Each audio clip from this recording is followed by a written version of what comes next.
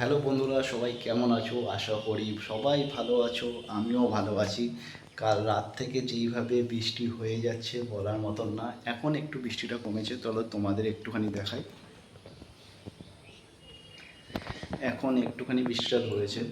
আর আমিও কাল রাতে নাইট শিফট করে এসে সকালবেলা এসে আর বাজার টাজার যেতে ভালো লাগেনি, কারণ সত্যি কথা বলতে গেলে জল কাদা বিনা কারণে বেরিয়ে কোনো লাভ নেই।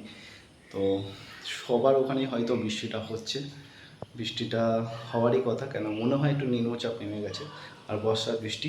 তো বৃষ্টি সব জায়গায় হবে। তার মাঝে ঘুম টুম থেকে উঠে যেহেতু দুপুরে খাওয়ার দাওয়ার আমাদের বানাতে হবে, কেন খেতে হবে। সব থেকে বড়ো কথা, তুমি যখন কোনো কাজ করবে সেই কাজের জন্য তোমার শরীরটাকেও সুস্থ রাখতে হবে। শরীর যত সুস্থ থাকবে তত সব কাজে তোমার এনার্জিটাও বাড়বে। তো তার মধ্যেখানেই আমি আজকে রান্নাটা করে ফেললাম। তো তোমাদের সাথে দেখাচ্ছি, যেহেতু ঘরে যা ছিল তাই রান্না করলাম আর বাইরে বেরাইনি।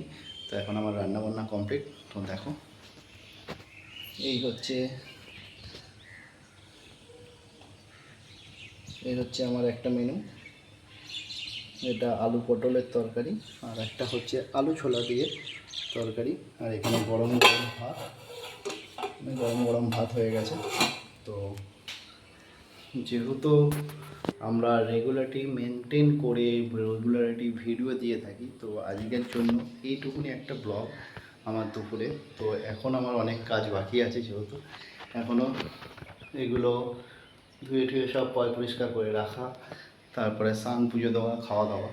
তো সবাই কেমন আছো জানিও, কারণ দেখো, যেরকম শরীরকে সুস্থ রাখা দরকার, সেরকম যেই প্ল্যাটফর্মে কাজ করবে সেই প্ল্যাটফর্মেও রেগুলারিটি মেনটেন করে কাজ করাটাও দরকার। হয়তো রেগুলারিটি মেনটেন করে আমাদের অনেকেরই হয় না, কেন আমরা অনেকেই কাজবাজের মধ্যে ব্যস্ত থাকি। সব কিছু করে তারপর সব ভিডিও টিডিও করি, তারপর দিই।